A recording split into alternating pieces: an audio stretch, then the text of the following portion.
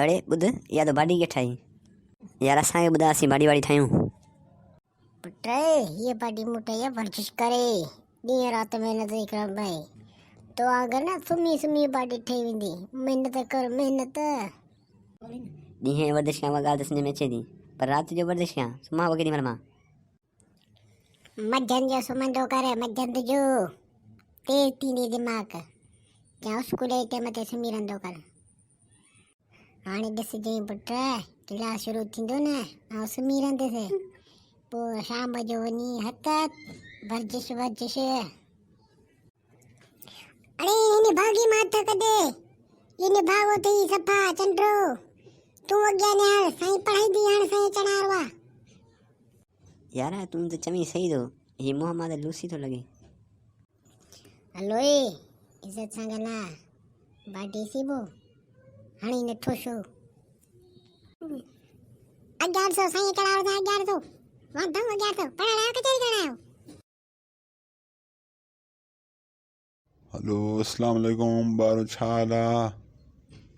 अॼु मुंहिंजो पढ़ाइण जो मूड न आहे त पोइ पाण अॼु कयूं था कचहरी।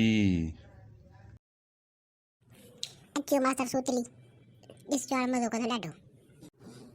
साईं असांखे पढ़ायो न, असां पढ़ण आया आहियूं, कचहरी कोन करण आया आहियूं। पढ़ायो साईं। साईं कचहरी नी माई था कजा, असांखे पढ़ा न त ॾे छुटी त सुम्हूं असीं। इन साईं खे वांदा माण्हू खपनि जेके कचहरी कनि साईं सां। इहे जेके ॿ कुंड में वेठा आहिनि न, हिन खे ॿाहिरि कढो। हलो ॾिसड़ा ॿाहिरि निकिरो, कंहिं पिया कयो क्लास में, हलो ॿाहिरि निकिरो। अड़े हेॾां तूं त टिलू मलजो तव्हांखे मिठो ई छा? सुभाणे खां खमीस पाइजां। ऐं एतिरी महिनत करे हेॾी पार्टी ठाहींदमि, तव्हां पार्टी ॾिसो न, वरी तव्हां मूंखे चओ था खमीस पाइज। गजनी वारी पार्टी आहे, ॾिस ॾिस अहिड़ी पार्टी अथई सही, ला खमीस ॾिसां। अड़े साईं सां इज़त सां ॻाल्हाए, तूं किथो ॻाल्हाई साईं सां? हैं अड़े छोरा इज़त सां थो ॻाल्हाईं, हाणे न पदर पिणे हिते मूंखे पघार ते विहारे ईअं तूं ॻाल्हाईं? हैं साईं तव्हांखे ख़बर आहे, हितेस गुलाम रसूल जे ख़ासि माण्हूअ जो पुटु थियां। साईं तूं कंहिंसां ॻाल्हाईं? हिकिड़ी फोन ते गुम कराए छॾंदा, कयां फोन घुरायां गुंडा? हां तव्हां मूंखे सुञातो किथे आहे? असां तव्हां जहिड़ा सूतली मास्तर वरनि में ॿधियो हलूं। इज़त सां ॻाल्हाए। हलो हा अला ॾिना 2-3 माण्हू त मोकिल स्कूल ॾे। साईं एॾा वॾो सूतली मस्ती पियो करे, खणूसि हितां 2-5 लोंडा मोकिलता।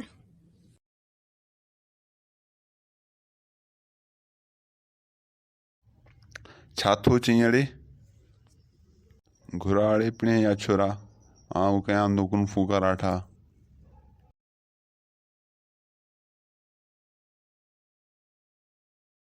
छोरा सफ़ा को लूसी आहीं, सुभाणे हाणे पिणे खे वठी अचां गॾु।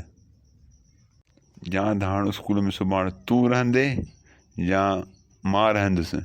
सुभाणे पिणे खे वठी अचिजांइ, तुंहिंजो फ़ैसिलो पिणे कंदो। साईं इहो छा हो जेको तव्हां हींअर असांखे करे ॾेखारियो?